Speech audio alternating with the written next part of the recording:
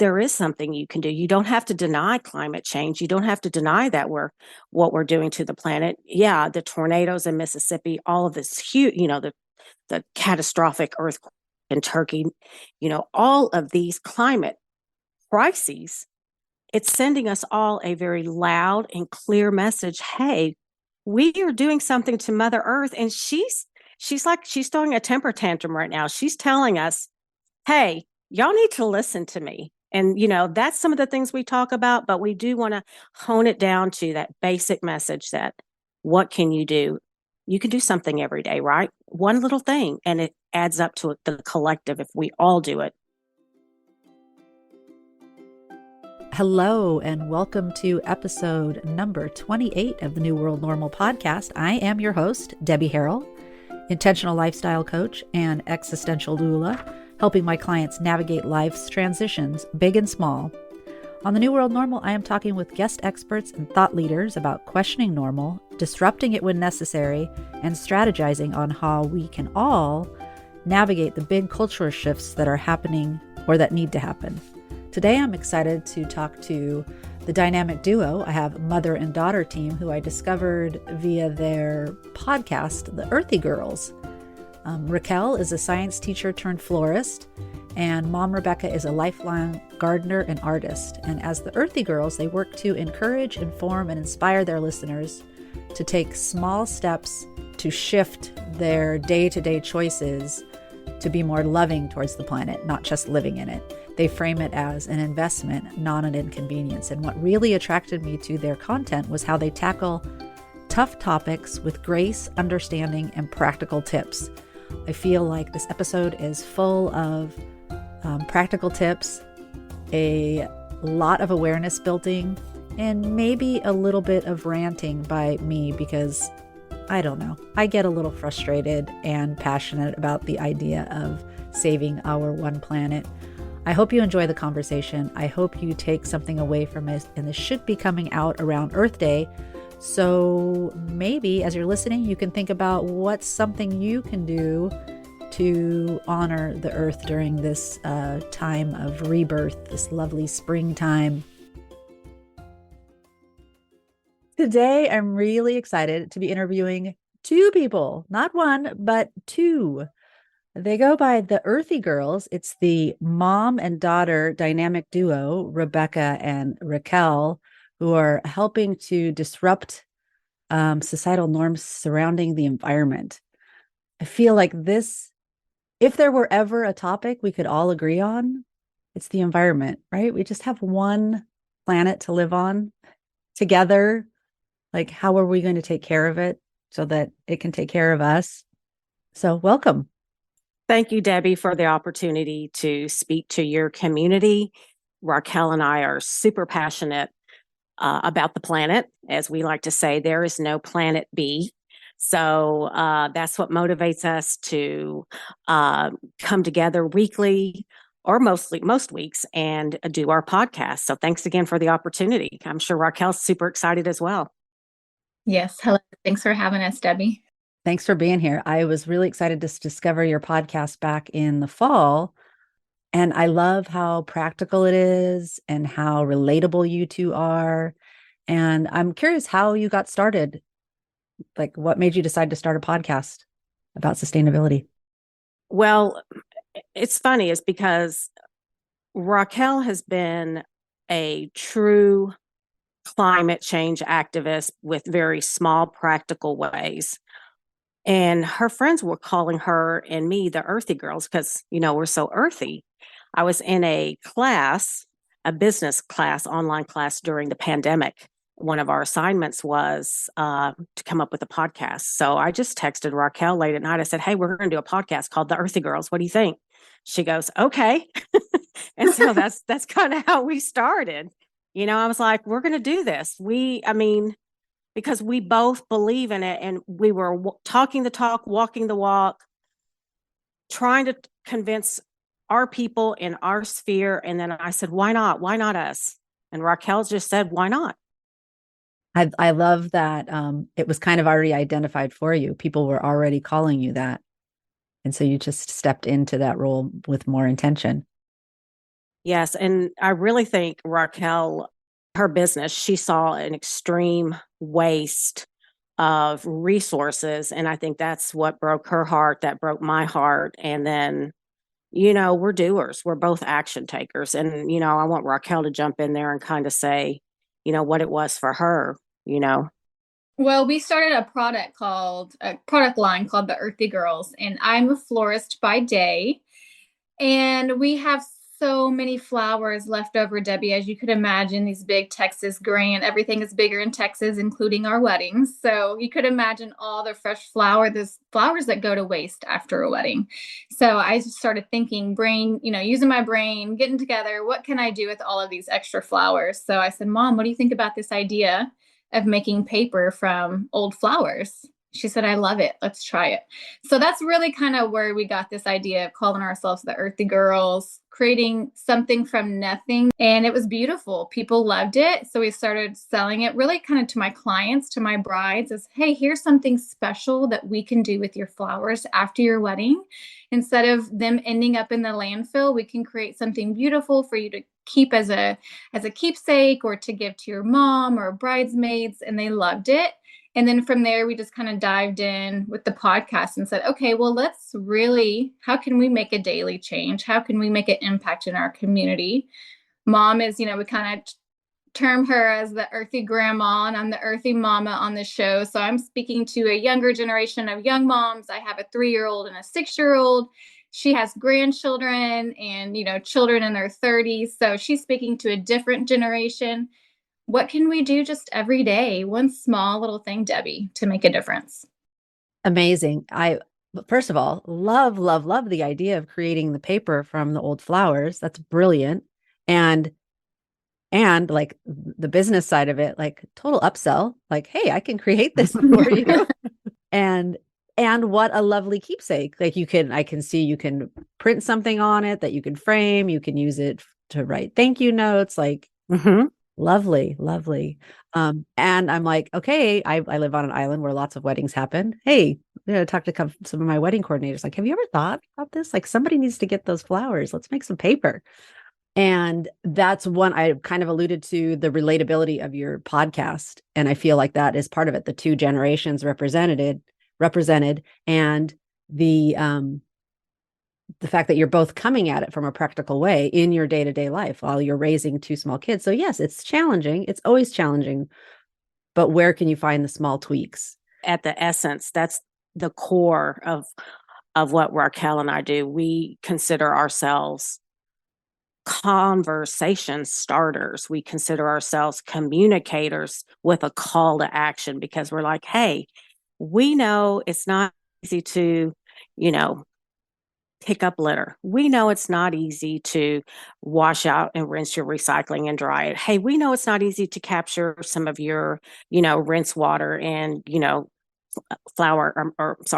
water your flowers. But here's what we know you can do every day. There's one small thing you can do.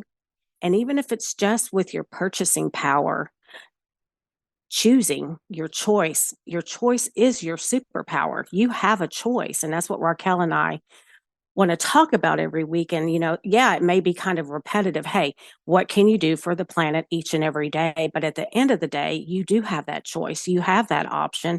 And that's what we want to get that conversation started. And I think the repetition and then talking to other people who have the same feelings, who have the same intention, it really kind of hones in that message.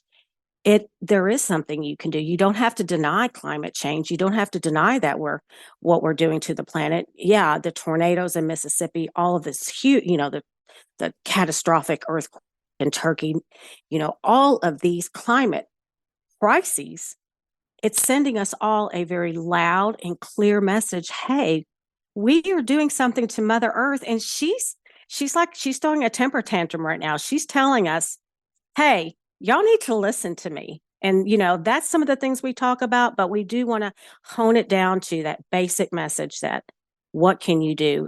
You can do something every day, right? One little thing, and it adds up to the collective. If we all do it, then it's going to amass to something. It'll become a movement.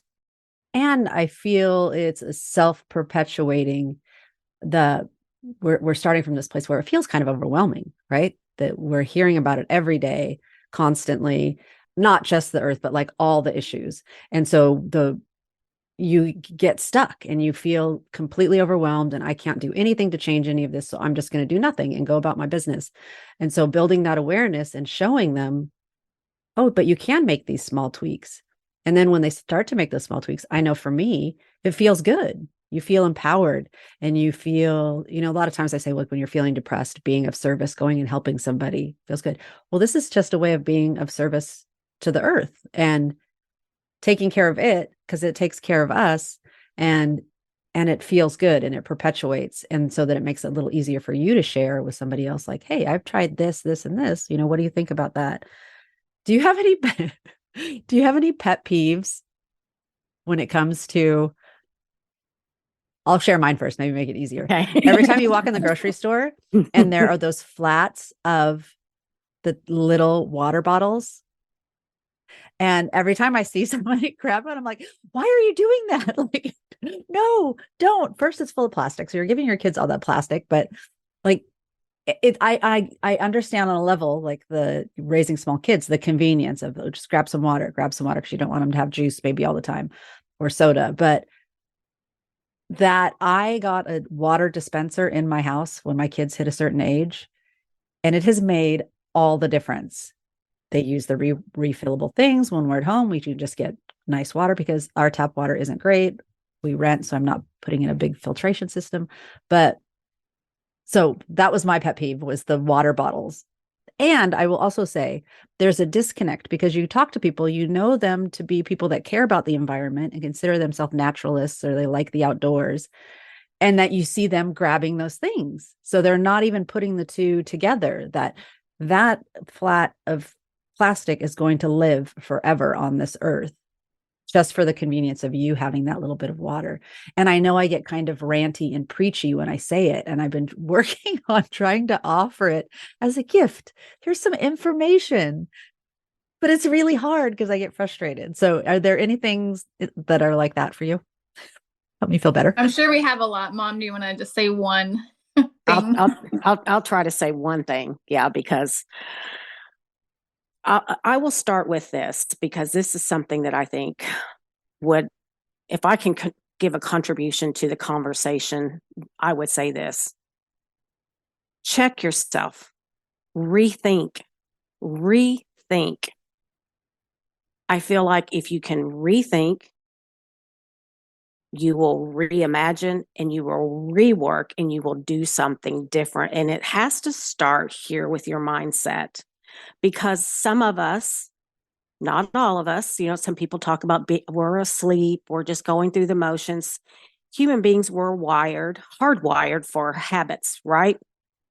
Raquel and I want to preach earthy habits. That's our big thing, is slow down, check yourself, rethink, and rewire some of those. Because I think if people can stop, they teach kids in school, stop, drop, and roll, stop, drop, and roll. So they know what to do in case of an emergency, in case of catastrophic weather or something. If we just rethink what we're doing, we can rewire, and then our bodies will actually do it. So that would be the one contribution I would give to the plant. Your pet peeve, I think, in that would be that people aren't even thinking about anything other than convenience, which goes back to what you said, Debbie. And for me, I do have my house built up for compost and trash and recycle. And where the trash can is, my kids know left is the trash, right is recycle. And it's right there. And I've trained I've trained my 3 and my 6-year-old. But, even they can learn to throw a water bottle if we have one in the recycle, or a little can. We have sparkling water as a treat sometimes instead of juice. And what is one of my pet peeves is when I have adults come over to my house and I tell them recycle's on the right, and then I see a beer can in the trash on the left. And I'm like, what? I gave this spiel to everybody. It's so easy. I'm not asking you to compost when you come to my house. I'm just asking you to throw a can into the right trash can, into the recycle. It's so easy, I think, and I know in California, I think there, yeah, I do have a trash recycle compost. I think that that is a system I've heard, which my compost is just under my sink. And for me, I have chickens. So a lot of my scraps go to them first before it even makes it to the compost. And we just really try to think about, mom and I constantly, about our waste and how much waste we are creating. And I think for me as a child, I always had an earthy mom. She always mentioned, don't flush the toilet if it's just a little tinkle, let it mellow if it's yellow. So things like that in our house. She's always been a gardener. So she's collected her rinse water. We collect rainwater to water the garden. So all of those little things, she was planting the seed in me long ago to be an earthy mama myself. But as a kid, I remember driving into our hometown. Even when I went to college and I would come back, I kept seeing this mountain getting larger and larger. And it was our trash. It looks like a mountain in our town, and it is just a mountain of trash. And I think about, as being a mom now, we have plastic trash islands floating in the ocean, and my kids could mistake a trash mountain for a true geographical mountain. And that stops me dead in my tracks. It makes me think about, what is the one small thing that I can do? And even when I was dating and I had my husband, he was courting me, he used to bring me his recycle. And my brother said, oh my gosh, most girls get flowers and your boyfriend's bringing you trash. But to me, he saw that I loved the planet, and he saw that, hey, man, this girl, she every Saturday, because I lived in an apartment complex, they didn't recycle. I had to take all of my recycle to the nearest, it was a fire station, and they recycled for free. So he traveled all week long, and he would keep all of his bottles and cans from traveling in the back of his car in a trash bag. And he would bring them to me, and we would go recycle together on Saturday. And guess what? We've been together 15 years. We're happily married. He gets me, and he loves my little crazy antics. Being seen and heard. It's Yeah. very, very powerful. I wanted to touch on a few things that I think is the theme of stop, be mindful, and practice a little intention when you are interacting with your day-to-day habits that we develop. A lot of times they're what's kept us safe, right, in this world. And so they're ingrained in a deep, deep way. And most of us don't even realize, I would say, like, that's why I realize I'm being ranty about the water, because I feel like most people aren't even really thinking about it. So asking people to stop and think, and are the things that you're buying and the goals that you're setting for your daily personal life, are they aligned with the ideals you have for the world? And the mountain of trash, I've recently shared on my stories on Instagram this video of, there were these 3 large earth movers on this mountain, like you say, mountain of trash. And that image was so powerful to me. Like, I feel like people need to see this, because this is what we're creating. Like this, even the recycling of the plastic, we're learning that it's really not getting recycled in a way that we were led to believe it would be. And it's just going, like, space-wise, there's only so much room. Like, where are we going to put all this stuff when we a lot of times don't even need to be using it in the first place? I recently shared, was a small company that was doing soups in mason jars. It was a Canadian company, but and then you can send the mason jar back or like take it back to the store, and they would get the jars and reuse them again. And I'm like, this is brilliant. Wouldn't that be great? All I did, because we have one store on the island, a little one. Wouldn't it be great if our store, the deli, used these instead of the plastic container soup? I can address that. I actually have history with that. My grandparents had a retail food store way back. They started in 1950, and they would sell menudo. And that was a big thing after everybody, got through dancing, bailando dancing, and then they would go get their menudo. They would bring their kettle or their pot, and my grandparents had a ladle, and they'd fill. I remember I told my dad, one time we were talking about, I said, Dad, how did that happen that people couldn't stop bringing their pots? He goes, Mija, you don't know, big business, they don't want it. They don't want us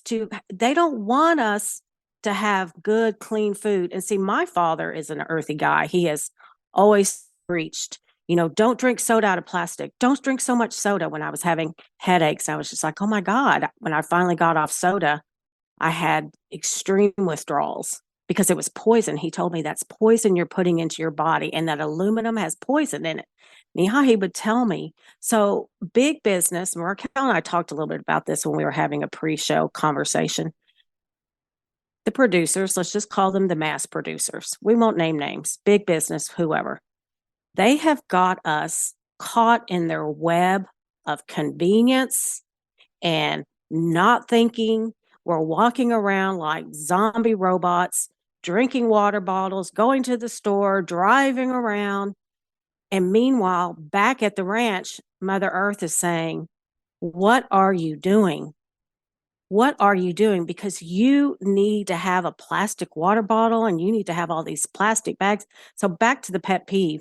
When I go to the grocery store and I bring my bags and they start putting my groceries in the plastic bag and I'll go, no, I told you when we first started, I have all these bags, but they're so programmed, even though I've told them and I have to tell them again, and the poor cashier's like, I'm sorry. I'm like, I have the bags. Here's what we'll do. You just ring up, I'll bag. How's that? I try to do that as fast as possible. Can I get myself into the bagging, like run my card and then jump over there so I can put my stuff in the bag? You see, that's a great example of autopilot of us human beings in zombie-like trance. We're going around, we're not listening, we're not thinking, we're not being intentional. And my huge drive is, of course, my daughter and my son and my other daughter. But I think about my grandson. Is he going to be able to have children? Is he going to be able to have a planet for his children, my great grandchildren? What are we leaving behind for the future generations? So for me, I don't understand why we won't have the conversation. I get it. It's difficult.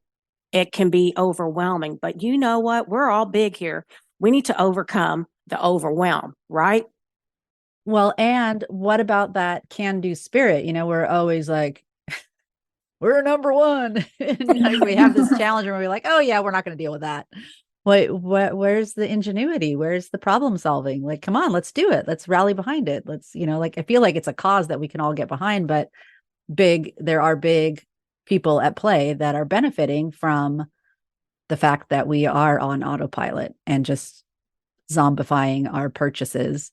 I was reading an article recently that there's going to be even more push on the plastics, not to ban them, because a lot of people are starting to recognize, like, maybe we should just ban these. Now, wouldn't it be great if people just chose not to use them? But I'm okay with banning certain things if we need to get change implemented quickly. But the petroleum companies that are seeing the writing on the wall with, wait, we're moving away from fossil fuels as a fuel source. What are we going to do with us? Well, we need to make more plastic because that, and they're powerful because they have a lot of money and they buy off politicians. So it does feel overwhelming. But the fact that if we all start deciding we don't want those things and we stop purchasing them, if we decide, I'm reading a book right now, you ladies might like it. I wish I had it handy. This One Wild and Precious Life, and she's talking about this what we're talking about, environmentalism and the big problem and how it feels so big, but they try and tell us that any changes we make aren't going to have an impact. Oh, it's these big companies. Oh, it's this big country. And oh, it's this and this. You saying you're not going to use straws isn't going to do anything. But the reality is, if we all stop doing it, it will make a difference. And that's why I feel like you talking about raising awareness and empowering people to make small tweaks in their day that are going to feed the greater good. And you talk about, will your grandchildren be able to have children? The generation right now is already contemplating, like, is it a good idea to bring children? Yes, we might be physically capable of it, but is it a good idea to bring children into the world the way it is right now? And it's a reasonable consideration to make when you're thinking about having children. It's heartbreaking, but it makes sense. And, there's a podcast I want to go ahead and plug. We had one of our earthy guys, Peter Brewer, and he got of his very good friends, and they talked about, the dread of the slow apocalypse. And that hit me hard, Debbie, because I thought that's something that, my children's generation is living with. Now, Raquel is a can do girl. She's an optimist. She's a sunny side up. She's a, by golly, I'm going to do something. But there's a lot of people in that generation that are like, okay, if I give up my straw, if I have a reusable water bottle, so what? And you think about that can be a crushing anvil, that can almost a paralysis of the analysis, if you will. You start analyzing, you start thinking, oh, we can't fight this company, we can't do this, we can't do that, and then all of a sudden you're like, oh well, I'm just going to sit back and I'm going to watch Netflix until I pass out. And I get that. I see it. Yeah, Netflix is a great medicator. It is. And I think that when you talk about breaking the norms, I think the norm for us, and especially being a young mom, is convenience. So whatever is convenient to grab off the pallet, the 24 pack of mini water bottles. They're not even the large ones, they're the mini ones. That's even more plastic. I think it's convenience. I think we're just kind of going, and especially if you have young kids, or if you have high school kids, or even if you have kids in college, whatever it is, you are pulled a million different ways throughout your day. But to stop and to think, how are my actions going to make this place a better place, right? I love this planet. I love Mother Earth. And if we take care of her, like you said, Debbie, she's going to take care of us. And it's just to stop, to think. And for me, sometimes it is a chore to wash my recycle before, rinse it and dry it. But I've kind of made it a part of my routine, just like Mom makes it a part of her routine to, every time she washes a dish, she collects that water, and she's got a beautiful garden, and she has a very low water bill because she's recycling that water. It's for me on a really busy wedding week. I am overwhelmed with all of these boxes in my shop. I stop, I put on some music, and we make a game of it, and who can break down the most boxes, and we take those off to recycle. It's just small little steps every day that I think, for me, I see the doom, and I think there are a lot of people in my generation, like we call them earthy friends. So we have them onto the podcast, and we like to hear what other people are doing in their lives. We have a lot of friends that have solar hookups, and they're getting free electricity from the sun. Or we have, families who are starting their own little gardens and teaching their children those ways. So I think it really is, stopping and thinking and rethinking. What are my steps they're going to be every single day to make a little bitty change? And you may feel like your small steps aren't doing anything, but collectively as a whole, if we are, it will. And yes, if we stop buying the plastics, the companies will listen, because they'll have to do something else. And I go to the stores, and you've got your one store on the island that you may not have a lot of options there. So you may have to plan ahead a little bit, right, Debbie? But for a lot of us, we do have options. We do have purchasing power. And I think to just stop, to think about it, and to just make small changes. Yes, the norm is convenience, but we have to break away from that. Yeah, and I like your podcast, Debbie, where you talk about disrupting and what's the new normal. So what's the new normal look for us? What's the new normal going to look for Mother Earth? Let's just fast forward to, let's just say, I don't know, 20 years. Where are we going to be in 20 years? Well, I know after seeing that image on Instagram with the pile of trash, the mountain of trash, literally 3 earth movers. And I know I have a unique situation because where I live, we're an island, so we're contained, and our landfill is filling up. And all of a sudden there's a little bit more of a panic, like, oh, what are we going to do with all this? Like, shouldn't we have been thinking about it a little sooner? I don't know. Yeah. So it's the one store, but when I do go in the store, I try and look if I have the option between 2 products. One of them is heavily packaged in plastic, and one of them is not. I would go with the not plastic one. If I find a mayonnaise or some other spread that's in a glass bottle versus a plastic bottle, I'm always trying to trend to the glass instead of the plastic. So there is choice. And I think it falls into that awareness, the stopping the habitual behavior, the bringing awareness, and then I know for me, I call it radical intention, which sounds a little like, I don't know, a bit much, but I feel like the times call for something a little more radical. And so when I decided to rebuild my life in 2020, I've started filtering everything through my intention, those goals of my personal goals and the goals I have for the type of world I want to live in. And that overwhelm slowly started to turn to feeling more empowered and like feeling better about myself and how I'm showing up in the world. And I feel like if everyone takes the time to do that, then they get to feel a little bit of that. And it is going to spread more of that good. And I know it sounds so naive, but those ripples and that collective power it does feel good. And it has to have a positive impact. I can't imagine that it's going to have a negative impact. No, and Raquel was saying something earlier. She said to me, she goes, Mom, I feel good when I do good. I feel good when I do good. And that's an easy, because, we are addicted to instant gratification, to the convenience. So that's an easy thing right there. Do something good, feel good, you know, fight the overwhelm, overcome the overwhelm, stop the, paralysis of the analysis, stop all of that and just do something. And that's what I was talking about, like the environment. I feel like that's an issue we can all get behind. Like, so what is the one thing that you can do today for the environment that's not going to, be hard or difficult? It's just going to be a little shift in your habit. You're going to find something and it's going to feel good. I love that. I do good makes me feel good, because that's true. I feel like that needs to be up on my wall. Yeah, that's going to be our new Earthy Girl poster. But it is for me. And I think I want to encourage and inspire. And just like I think Alice said on your last show, you don't know what you don't know, but when you know, that is knowledge, and knowledge is power. And it is so empowering when you can say, I am making a difference. I am doing something that is going to have a lasting effect on this planet. And it is going to create a ripple effect.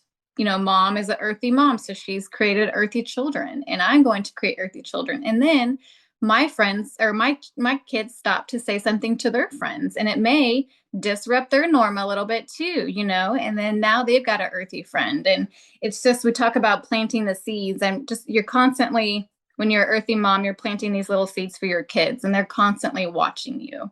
So even as something as I saw my son littering, and I said, why are you littering? He said, oh, I saw my friend throw trash on the ground. I said, well, we don't do that. Next time you see that, go to your friend and y'all pick up extra trash on the playground and take that to the trash can. And so that's just a little seed that's been planted, and a little ripple effect that's just going to get larger and larger.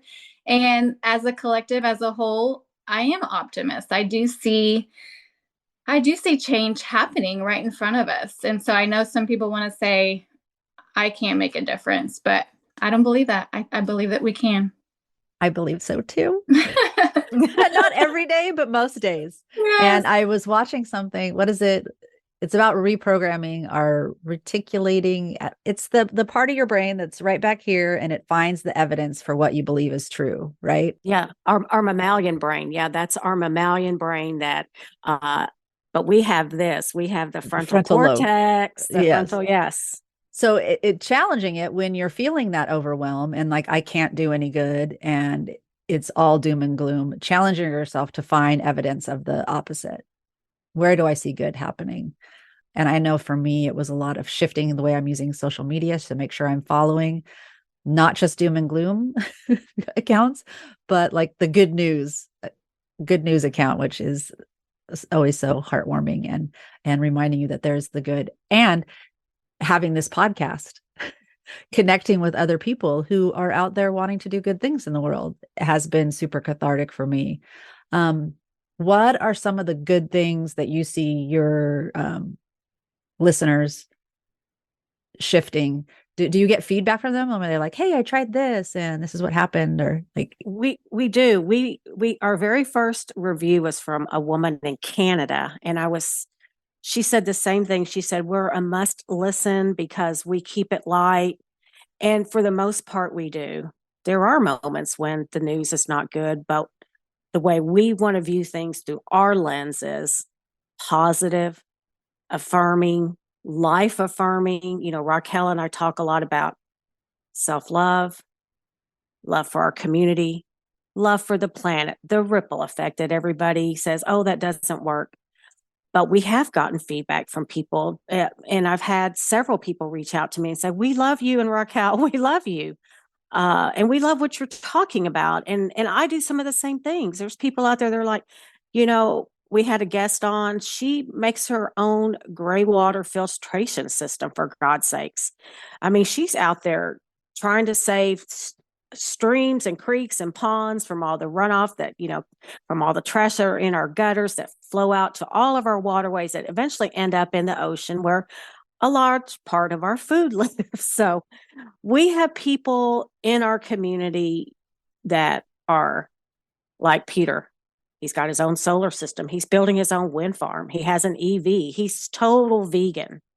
So yes, we do get feedback from our listeners. And, we gained 5 different countries, Debbie. So we've got 26 countries that listen to us. So somebody somewhere out there, I don't know who they are, but they're an earthy girl or an earthy guy, and they're rocking it, man. They are. So yes, That's awesome. I love those people. I love to hear you're getting that reach, because this message is important and it's needed all over the world, right? It is. It's the one earth. So I think so too. And I think, I've always been known among my friends as the earthy friend. And even in my business and my company, like you said, you have to make sure that your actions are aligning with your intentions. And if they're not, to stop and find the disconnect and take some time to rebalance. And I think that I'm happier in my career and my job when I am being kinder to the planet and I'm not being so wasteful, and I can suggest things to my clients. Well, why don't we repurpose this? Or why don't we do potted plants? And then after your wedding, you can pot those in your new house together, your new garden. And people love that. And if it wasn't for me planting that seed, it may not happen in their life. It may not come from, anybody else in their world. And so even if it's me coming to a client to educate them a little bit, it makes me feel good. And it's just that ripple effect, right? When you do good, you feel good, and then you can spread that on. So I think I have a lot of friends who are like, oh yeah, it's great that you're doing that, but it's not convenient or it's not easy. And I've got some stubborn friends. I'm hard-headed as well, and I'll admit I've been stubborn about things, but even friends I've been friends with since high school or college, we're moms now in this different season of life, and they'll say, you know what? I want you to know that when I leave a room, I'm turning the lights off. And I said, hey, that's a start, or I had a friend said, when I go to the hotel, I love to just turn all the lights on and just, waste the electricity. And I looked at her like, why? What's the point of that? And she said, well, it's not my money. I think it's fun. And then, I realized when we leave the hotel, she's turned the lights off. She's like, all right, you got to me. And I said, hey, it's just one small thing. And then now that's a ripple effect that she's going to create in her own life, more awareness. We're sharing the information so we don't have to get on our soapbox. That's a message to me, because I know I get ranty about it, and my friends too, like, oh yes. But I also recognize that they come to me with questions about different things. So at least they're listening. They're not, might not be ready to, I have battles with the straws. And I love that. like, it's really just on the front. Like, how old are we? We can drink without a straw, can't we? Like, this is a total sidebar, but my brain is wanting me to go here. So every once in a while, like I said, I live on an island. Sometimes when I'm on the mainland, I'm doing fast food. So I'm driving through. I do love to treat myself to Starbucks. But one of the things I do is save the Starbucks lid. So then if I decide to drive through someplace and get a soda, because not that I get soda that often, but sometimes it's fun, because I too believe it's poison. But sometimes even you get water, like a cup of water, and they want to give you a straw. Well, the Starbucks cup would fit on the standard soda lid. So I could just use it like a sippy cup. And it was so great. I'm going to call out brands, because it was Starbucks and In-N-Out. And something happened the last time I went, and I tried to put my Starbucks lid on my In-N-Out cup, and it no longer fits. And I am so freaking annoyed because I know they figured it out. And it's like, well, we don't want them to fit just on what we have. We have to change it because then if they want to use a sippy cup, they're going to need to buy a different sippy cup lid because they need to keep selling stuff. And I got really annoyed with that. The other thing was like when we used to use the single use grocery bags they're banned in California. I'm not sure what their status is. We would have them, and to use them in a trash can, they were just too small. And I'm like, they did that on purpose. So you can't use this as a garbage bag. You have to buy another trash bag. Anyways, okay, I'm stepping off that. No, Debbie, I'm glad you addressed that because I was on a Zoom call with another young woman and she really felt, I could tell it was hurting her emotionally because she felt like we can't fight. We can't fight the mass producers. And yes, it is intentional that they change sizes and it is intentional that they want us addicted to their products. It is. But at the same time, we're children of God. We were born with free will and we can choose. And you chose that sippy cup and you were driving through. I was trying. You were trying, right? So one of the things that Raquel and I like to tell people is, need less, do less, want less, not more. Kids, they want more, more, more. Why don't we just start that quiet revolution of wanting less? Do we really need? Isn't it possible that we in America can be happy with less when so many people across the globe are? Is it possible? Ask yourself that. That's the rethinking. That's where it starts. That's the seed that Raquel and I want to plant is, stop for a moment. And this aligns with your message because you're an intentional person. You said you decided you were going to rebuild your new normal through a filter of intention, right? And there are some people that, are from 7 a.m. to 10 p.m. They're just trying to survive. It's the hustle. But in every day of your life, you do have an opportunity to choose something. You do. There's no excuse. There's one thing you can do every day. Save your gray water. Don't choose single-use plastic. Buy eco packaging. Don't buy something from a farmer's market. When your city or town does a cleanup, go participate. Pick up litter when you walk your dog. Pick up litter when you walk your dog. So it won't go into the gutter, so it won't go into the stream, so it won't filter down to our ocean. Pick up litter when you walk your dog. There's something you can do. I 100% agree. And I want to circle back to what you said at the beginning is it starts with, do you really even need that?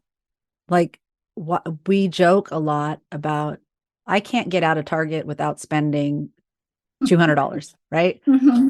I went in there for one thing and I came out with the basketful. And it's like, I used to laugh at that, but now I'm like, no, like, why?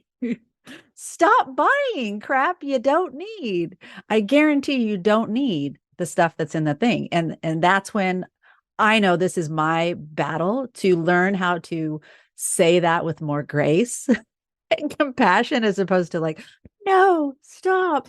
But I feel like there is an element of we are raised to be good consumers. That's our capitalist upbringing. Like anything's bad, like go acquisition therapy. That was one of my favorite.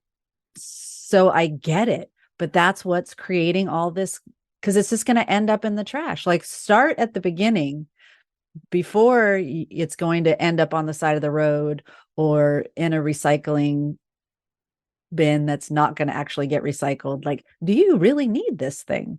Like, I was challenging my daughter because she's out on her own now and adulting, and she came home with a new pair of shoes. And I was especially like, how many pairs of shoes do you have? Like you're going to have to start thinking about those purchases, number one, from an economic budgeting standpoint, but also like you just gave away 6 pairs of shoes that 5 of them were in like excellent condition. So just thinking about those purchases, not just budget wise, but the environmental impact, like the more model, the capitalist model is we're learning is not sustainable. We just can't keep buying our way into solutions. Well, and I think on top of that, it's not sustainable, but it's also creating all of this unnecessary anxiety. People are just, their homes are full of stuff and their minds are full with stuff that doesn't matter, that's not intentional, and we're getting overwhelmed. And I found myself as a young mom very overwhelmed with all of the things for the kids, right? There's so many toys, and then you get two, and then there's two times the toys and the clothes. And I also, kind of rethought my life in that 2020. We all had a lot of time to be at home, and I moved into a bigger home, and I felt that I needed to fill it with more things, and that actually was causing a lot of stress in my life. And when I decided I wanted to live a more minimalist, simple life, I am just so much more calm in my space, in my life, just where I am, of just needing less and challenging myself when I do go to Target. Do you need this? Or do you even want this? Or you just feel like, oh, it's pretty, I'm going to grab it. And then, I go home and I'm like, oh, it's spring. How many bunnies do I really need in my house? You know, or, I do it during the spring. I love to spring clean. I've been doing that right now. And then I feel the need, oh, I need to buy more decorations. And so I'm trying to stop to rethink, do I even need these things? Or can I go to a secondhand shop? Or we have Facebook garage sales here that are great. You can just get online and look for something that's in your neighborhood that somebody's selling. And so we're really big into thrift shopping. Mom and I love to secondhand shop. So when I think that I need something new to me, I try to secondhand. First, I try to fight the feeling that I need it. And then if I do, I'm like, okay, well, let's secondhand shop. Let's thrift. I love to save something from a landfill. That I think is really, I don't know. Don't put it on my tombstone yet, but I feel like with even the petals to paper, all of that thing is just, I want to save something that otherwise would end up in that mountain of trash, Debbie. A simple life is a happy life. It really is. It is. I fight the overwhelm of the stuff at this point in my life. Like I have a lot of stuff, but I also have a hard time letting go. But I'm rationalizing a little bit like, okay, well, I'm not buying anything else. I'm finding it in my box in the attic. Like, oh, this sweater that I haven't seen, like literally haven't seen in how many years? I'm going to wear it today. And it feels like I'm wearing something new. That's what I was going to say. We talked a little bit about me wanting to possibly move off the island and move to the mainland. And that's one thing I'm really excited about is furnishing my new apartment from thrift stores and Facebook Marketplace. I am irrationally excited about that prospect. But Debbie, I think that that's a beautiful thing. And I remember the first time I started thrifting, Raquel was, I don't know, 3 or 4 months, and we were in a store. I found the cutest, and sailors were small. So a pea coat, a black wool pea coat from a sailor. I wore that thing and I found a black bag, and it reminded me of the bag that, you know, I wasn't alive when the Kennedys were in office, but I remember they had pictures of Jackie O and how stylish she was. And I found a bag that looked like the bag that she had when she came to Dallas, where her husband was killed. And I bought that bag and I wore it. But I caught flack even back then. Even my own mom was just like, why are you buying used people's stuff? And even my son, Raquel's brother, we had this conversation just a couple of weeks ago, and he said, I don't want to wear clothes that other people wore. And Raquel and I were like, why not? Oh my God. He's like, I just don't. And I said, well, okay, you don't. But what else you got to find something you're going to do for the earth. If you're not going to thrift, I get it. Because, not everything is for everybody, right? You will find your own individual way to make that impact, whether it's your purchasing power, whether it's your gray water gorilla, whether you are, an adamant, I'm going to pick up trash, or you are a conversation starter. There are many different ways that you will embody the change. You don't have to copy us. We're just here to kickstart the conversation, and then we're going to end with a call to action. Raquel and I have this message down. It's ingrained in us because we do it. We live it. We walk it. We talk it. We could preach all day. And, sometimes people may say, oh, enough. And I can back down if I have to, but yet I'm going to give you a rest, and then I'm going to come back and challenge you. because that's at the end of the day how we affect change as human beings. We have to embody it. We have to create that new habit, and then we have to repeat it, right? Repetition makes mastery, right? So repetition creates mastery. We want every human being that's listening to this podcast today to disrupt your life right now. Here's your call to action, people. Find something that you're going to stick to every day. Well, and that's what I was going to say. Why don't we, since we're towards the end, wrap up with what's one thing we can ask our witnesses, our Or witness, yes, listeners to pay attention to, even if it's just like they're not going to make the change yet, but just to bring the awareness, that first step, like we're in the stopping and paying attention step. What's one thing you would want them to start paying attention to? Raquel? I would say your purchasing power. I think if you, like you said, Debbie, if you have the option of buying something in glass versus plastic and they're relatively the same price, make that purchasing power, make that choice. If you're at the store and you see that my treat is kombucha. So I try to find kombucha in a glass bottle. Or mom loves, skincare. So she's looking for skincare in a glass bottle. Things that will have a lasting effect like that is just a small choice. It's say, I'm going to buy this or that. Simple, right? And for me, I would say the one simple thing you can do every day, is you can do less. You can want less, you can need less. Do you need to have your TV on in the background? You're not even listening to it, man.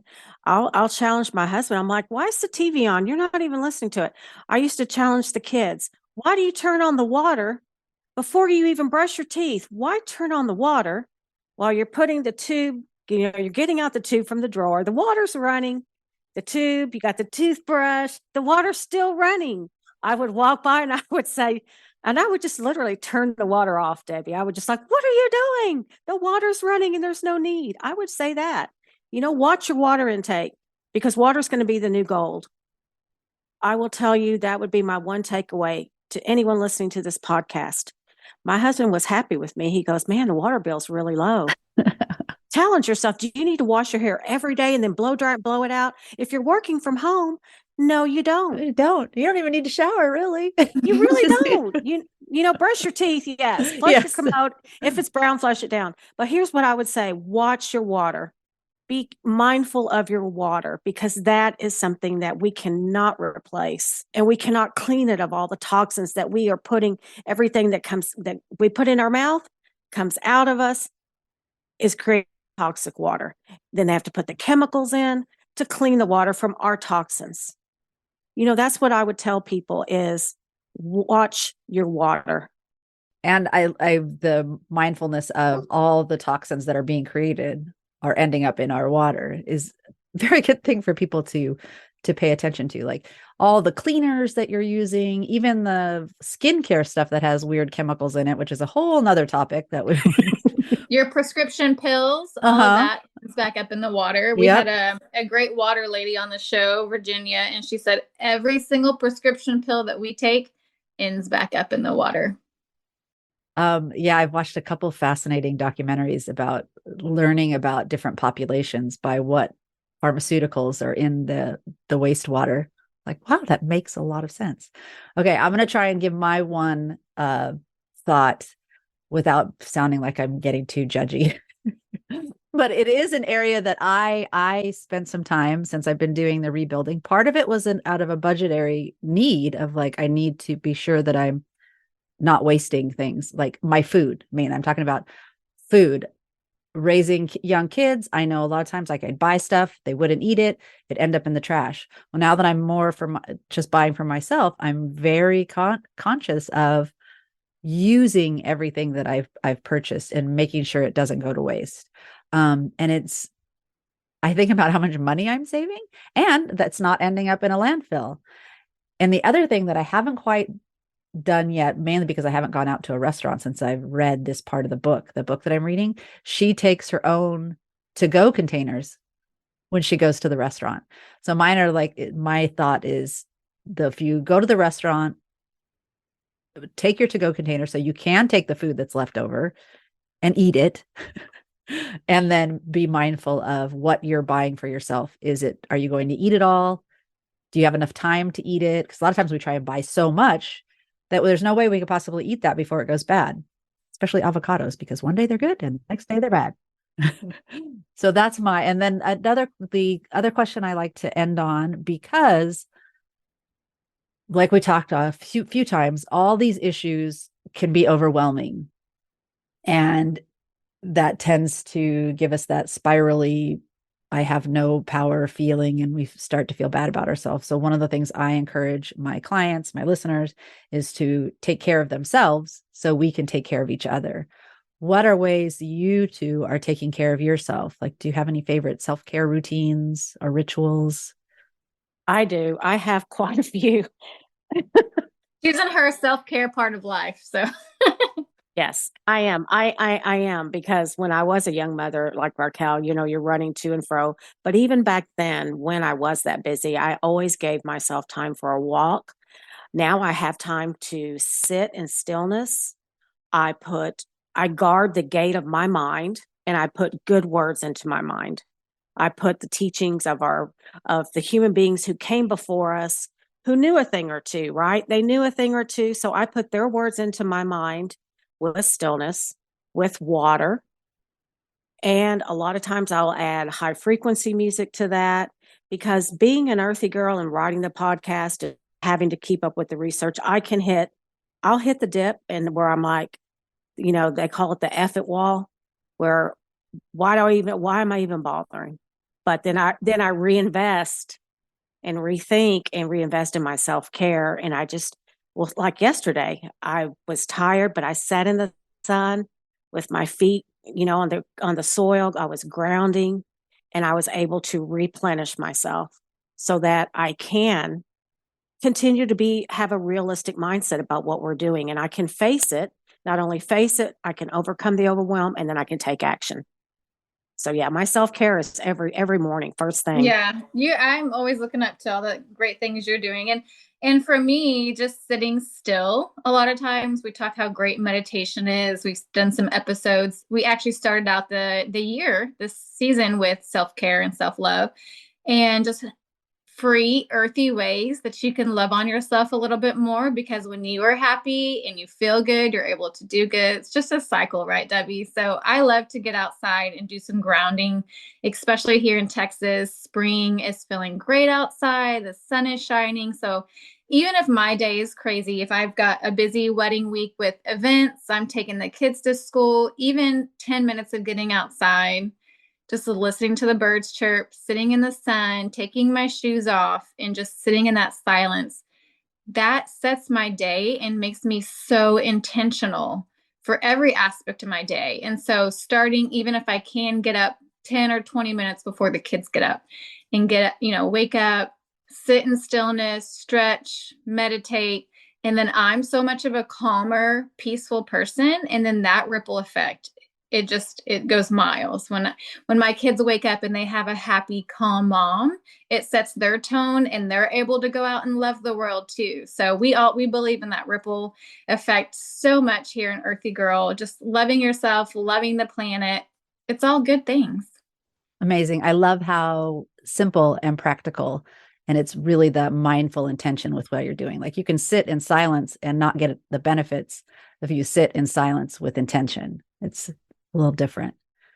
As we're wrapping up quickly, do you want to tell everybody how they can connect with you? I know we've referenced your podcast several times, but Yes, Debbie, we are the Earthy Girls. You can find us wherever you get your podcast.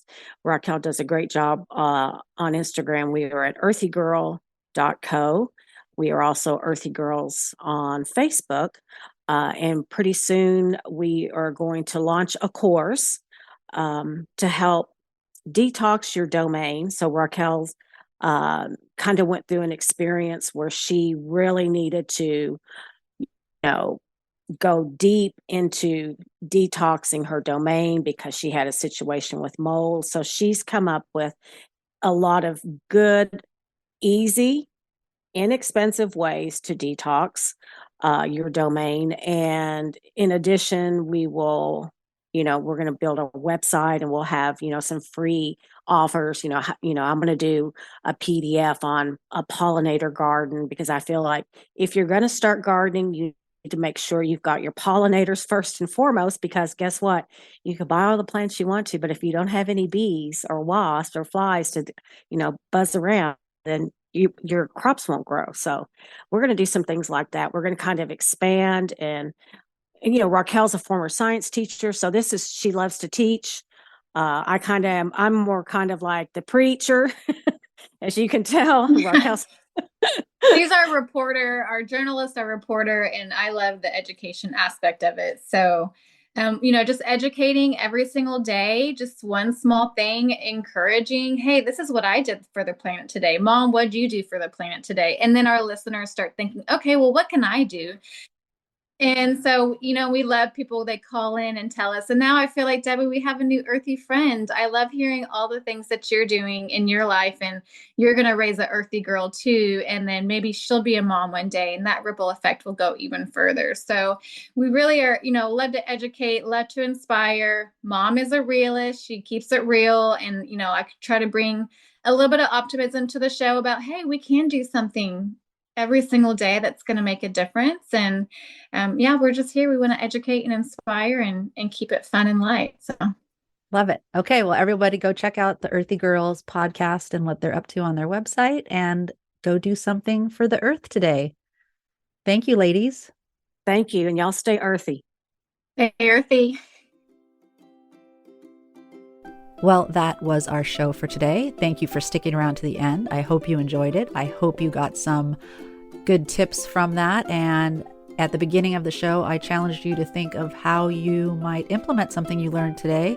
What small shift can you make this week before Earth Day and continue it on, right? I'd love to hear what you came up with. So feel free to email me at podcast@thenewworldnorm.com, or hop on one of our socials and let us know.